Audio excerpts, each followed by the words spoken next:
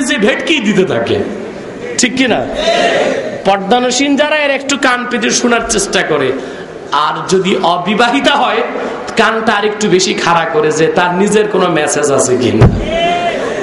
তো যখন শুনেছেন যে বর এসেছে সুবহানাল্লাহ তার নিজের জন্য, আর বর পাঠিয়েছেন সাইয়্যিদুল মুরসালিন মুহাম্মদ সাল্লাল্লাহু আলাইহি ওয়াসাল্লাম, ভাবলেন এই বর তো আর ফিরানো যাবে না। এক নজর দেখছেন, চুপচাপ দরজা বন্ধ করে আমর ইবনে ওয়াহাব যখন ভিতরে ঢুকলেন, মেয়েটির আগে অগ্নিশর্মা হয়ে তার বাপকে বসতে দেয় নাই, শুধু এতটুকু বললেন, ইয়া আবাতা আন-নাজাত আন-নাজাত, হে আমার বাবা, তুমি তোমার জান্নাতকে হারাম করেছো, জাহান্নামকে ওয়াজিব করেছো তোমার উপর। সুলতানে মদিনা যাকে বর করে পাঠিয়েছেন তাকে ফিরিয়ে দেবার ক্ষমতা তোমাকে কে দিয়েছে? মুহাম্মদ সাল্লাল্লাহু আলাইহি ওয়াসাল্লাম আমার জন্য যাকে পাঠিয়েছেন তার কাছে আমি আমার জীবনটাকে সঁপে দিলাম। আল্লাহু আকবার। হুজুরের আনুগত্য কি ছিল? সুবহানাল্লাহ সুবহানাল্লাহ। আর আজকালকার মেয়েদের অবস্থা কি দেখেন না?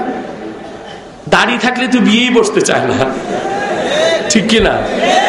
বোরখাও পড়তে চায় না ঠিক মতো, আবার কি সুন্নত নিয়ে কটাক্ষও করে থাকে, ঠিক কিনা? সুন্নত নিয়ে কি করে? কটাক্ষও করে থাকে। হযরত আমর ইবনে ওয়াহাব দরজা খুলে সোজা মসজিদ নববী শরীফের দিকে দৌড় দিলেন। সুবহানাল্লাহ বলেন। যে দেখেন বরটা পিছনে বসে আছে, সুবহানাল্লাহ বলবেন না? চোখে পানি। হুজুর পাক সাল্লাল্লাহু আলাইহি ওয়াসাল্লামের কাছে যখন গেলেন তিনি, হুজুর পাক সাল্লাল্লাহু আলাইহি ওয়াসাল্লাম তাকে বললেন, আমর ইবনে ওয়াহাব, আমি যাকে তোমার বর করে পাঠালাম তুমি কি তাকে ফিরিয়ে দিয়েছো? আমর ইবনে ওয়াহাব বললেন, ইয়া রাসূলুল্লাহ, ইয়া হাবিবাল্লাহ সাল্লাল্লাহু আলাইহি ওয়াসাল্লাম, আমি অন্যায় করেছি, আমি আপনার কাছে মাফ চাই। হুজুর পাক সাল্লাল্লাহু আলাইহি ওয়াসাল্লাম বললেন, আমি তোমাকে মাফ করে দিলাম। হুজুর সাদ সালামীকে ডাক দিয়ে বললেন, যাও তুমি তোমার স্ত্রীর কাছে চলে যাও, আমি তোমার স্ত্রীর মোহর 600 দিরহাম নির্ধারণ করে দিলাম। সুবহানাল্লাহ বলবেন। মোহর দেওয়া কি? জোরে বলতে হবে। এটা মিলকুল বুদআ।